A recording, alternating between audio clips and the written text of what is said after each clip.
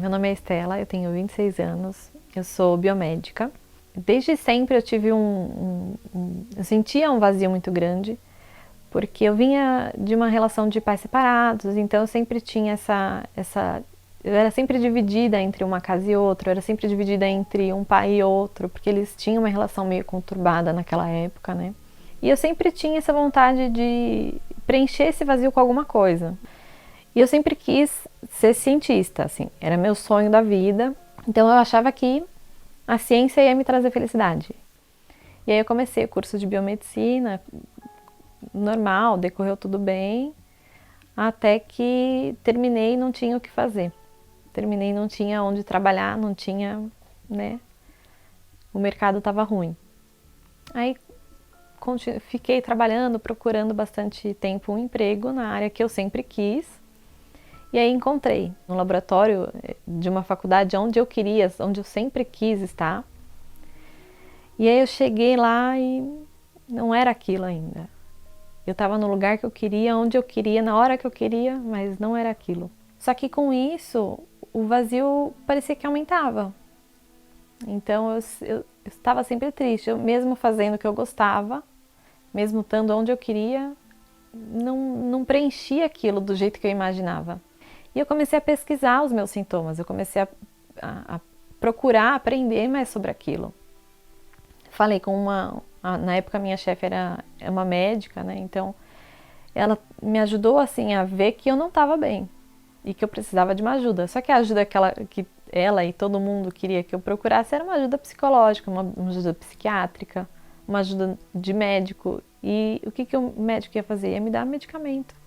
Eu ia ficar dopada o resto da vida, ia ficar nesse ciclo de toma medicamento, cai de novo, toma medicamento de novo. E eu nunca ia achar o real problema ali, a raiz do meu problema, né? Eu mesma acabei me diagnosticando depressiva e tinha crise de ansiedade. A crise de ansiedade, ela meio que te limita, assim. Então você acha que você não é capaz, você fica nervosa com as coisas que nem aconteceram ainda. Então muitas vezes eu achava assim que, por exemplo, eu estava trabalhando, eu achava que não ia dar certo nada. E aquilo me travava, me limitava, eu achava que eu não ia conseguir, então eu não fazia. E isso começou a chamar a atenção dos meus colegas de trabalho, porque eles falavam assim, poxa, mas quando você chegou aqui, você fazia tudo, você era, sabe, super eficiente e de repente você não faz mais nada, você não produz nada.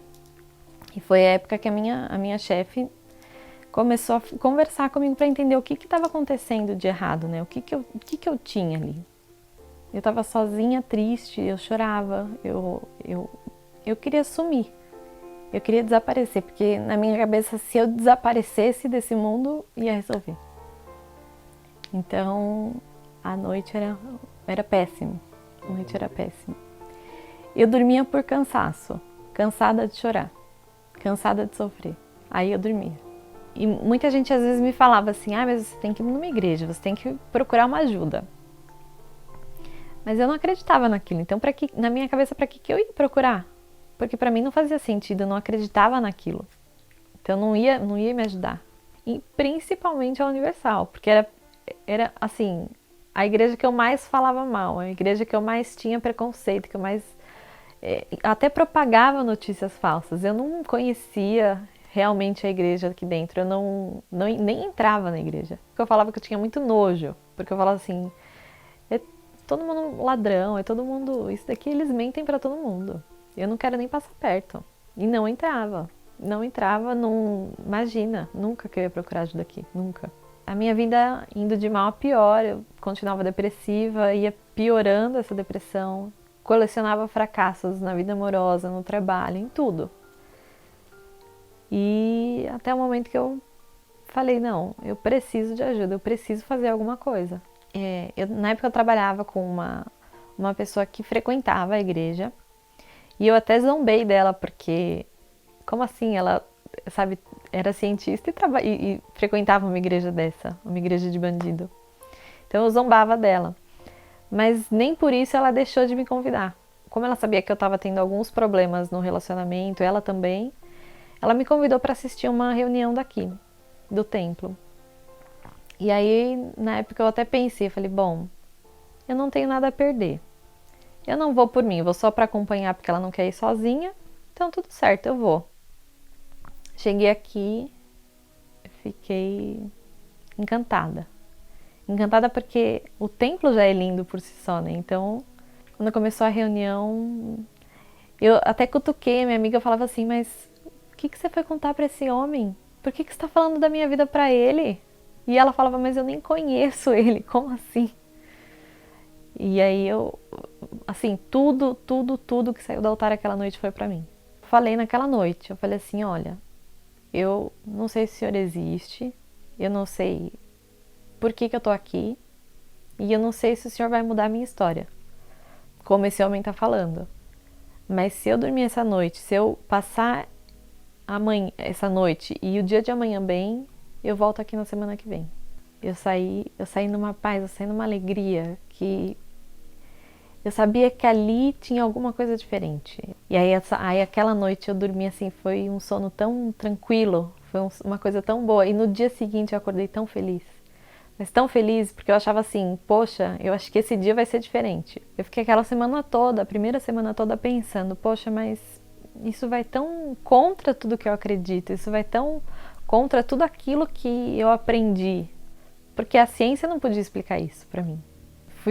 Eu fui participando e eu fui colocando em prática muitas coisas assim que saíam do altar.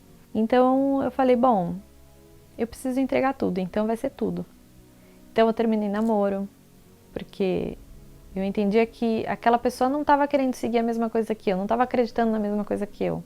Eu parei de achar as minhas certezas que eu tinha ali de ciência, eu parei. Eu falei assim, não, eu não vou mais acreditar nisso como se fosse o sol da minha vida. Além disso, além de terminar e além de me despedir de tudo, eu ainda fiz uma outra prova que foi realmente obedecer aquela palavra. Eu tinha que me batizar, então eu me batizei. Eu escolhi morrer aquela criatura velha, né? Eu escolhi enterrar aquela criatura velha para ser uma nova pessoa. Vindo de domingo, vindo de quarta-feira, eu ouvia falar que aquilo ainda não era o suficiente, que eu tinha que buscar o Espírito Santo, porque só quando eu tivesse o Espírito Santo eu ia ser completa. Eu entendi que eu tinha que buscar e eu tinha que pedir, porque se eu pedisse, Deus ia me dar. E eu me preparei a semana, o mês todo, eu me preparei, eu vim em jejum para a reunião, eu vim em espírito, realmente, de oração, pedindo para Deus. É hoje que eu quero receber o Espírito Santo. Me derramei praticamente no altar, eu recebi aquela certeza de que eu era amada, de que eu tinha valor para alguém. E na mesma hora eu ouvi Deus falando comigo, Deus falando para mim, eu sou contigo agora, fica tranquila, que tudo agora vai se encaixar. Naquele momento, tudo que eu sabia, tudo que eu achava que eu sabia do mundo foi por água abaixo, porque eu tinha muito preconceito, assim, eu achava que toda essa parte espiritual não existia. E naquela hora, tudo isso foi colocado assim, como se fosse na minha cara, assim, foi colocado, olha aqui, você não sabe de nada, você não sabe o que eu tenho preparado para você. Eu já saí transbordando.